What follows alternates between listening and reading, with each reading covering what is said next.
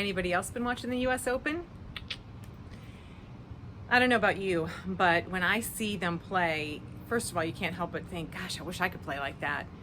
But especially when I was watching Leylah Fernandez, 18 years old, and here she is winning match after match.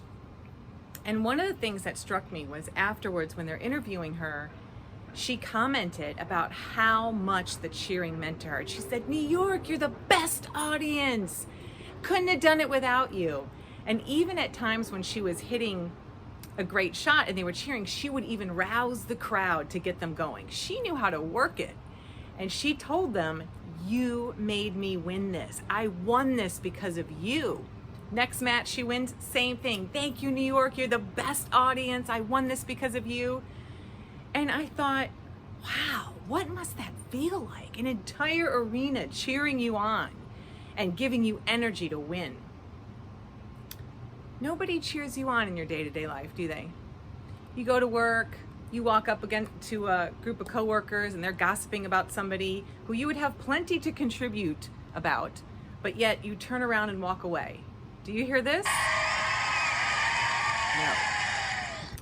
Or when for wives, your husband does something that irritates you, or husbands, your wives does something that irritates you, and instead of pulling in and retreating emotionally, or instead of retaliating with some jabbing words, you just quietly walk off and pray, or you just lovingly respond and gentle in your tone and keep on rolling. Do you hear this? Or your kids, maybe they do something and you just think, oh, again? How many times have we talked about this? And you calmly respond. You don't yell. You don't have a fit of rage. You don't say, oh my gosh, what's wrong with you? Nope, none of that. Do you hear this?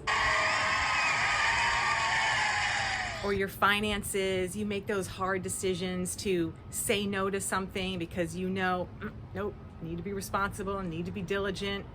Or those of you, maybe you're tempted to use substances to get through depression and anxiety, and you're like, just one more drink. Just one more pill. Let me just smoke this. Let me just watch this to release the tension. And you choose not to. Do you hear this? No. Usually what we hear is this. But you know what?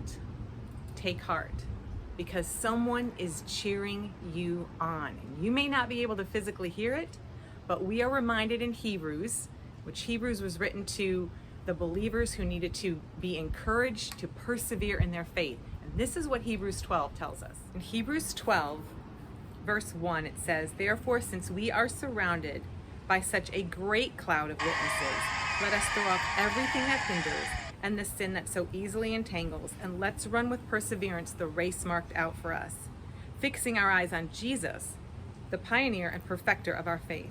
For the joy set before him, he endured the cross, scorning its shame, and sat down at the right hand of the throne of God. Consider him, who also did not hear anyone cheering for him, who endured such opposition from sinners, so that you will not grow weary and lose heart.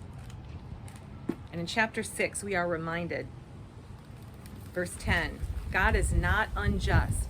He will not forget your work and the love you have shown him as you have helped his people and continue to help them. So remember, even if we don't hear this, when we're choosing righteousness, God remembers every decision we make to choose to persevere. Have a great week.